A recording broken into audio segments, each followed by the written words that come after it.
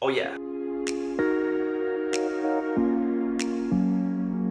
Hi guys, welcome to CYC. My name's Nathan Hayes, and you already know what the video is about because you've seen it in the title.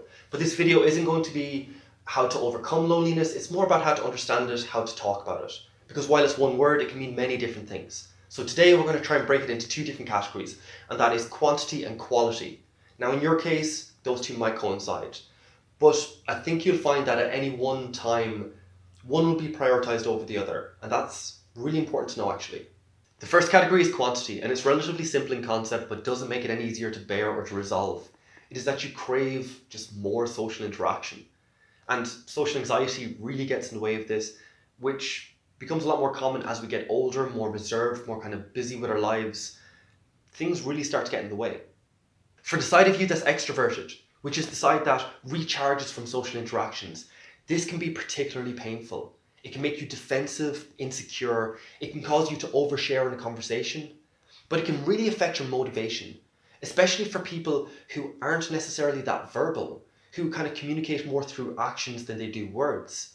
You may still want to be part of a tribe, part of a group, part of a machine moving forward, but you're just not that chatty, not that talkative. You don't fit that stereotype of the loud, proud, life of the party sort of character.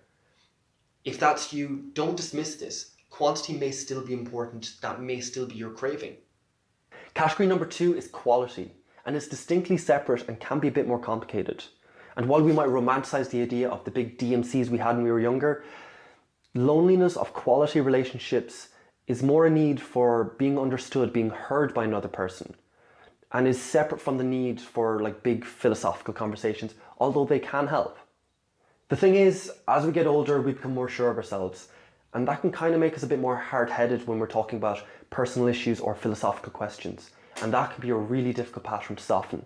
But the important thing to note here is that you're not craving to win the debate. You don't even necessarily want them to agree with your perspective. What you're craving is vulnerability. You want to say what's on your mind, your thoughts, and for them just to be heard. Whether the other person agrees or not isn't actually that important. Lack of judgment is important here though, just so you know. What's sad is the fact that if you don't know these details, it's very easy to get frustrated with people for not agreeing with you, for personal issues to turn into full-on debates, for you to push people away and to isolate yourself, and those things make it worse. Having said that, there's the very real fact that most of us are not very good at listening. We recycle tropes in conversations, we practically read off some invisible script as our brains are thinking and planning other things. And we're wired to do that, it's our brains trying to be efficient.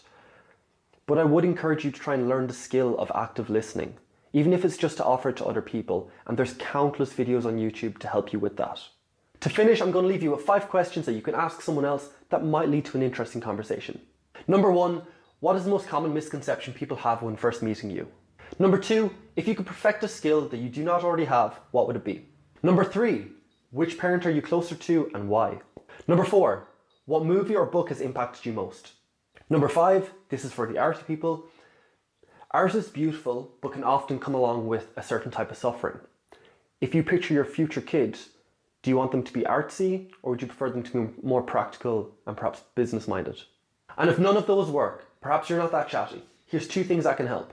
1, start a diary entry, or some way of recording your interesting thoughts. So when the opportunity does come up to share something, you can at least go through your notes if you can't think of something on the spot.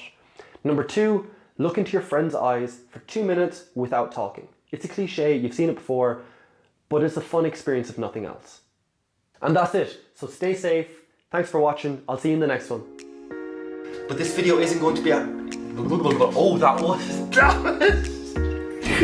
the start!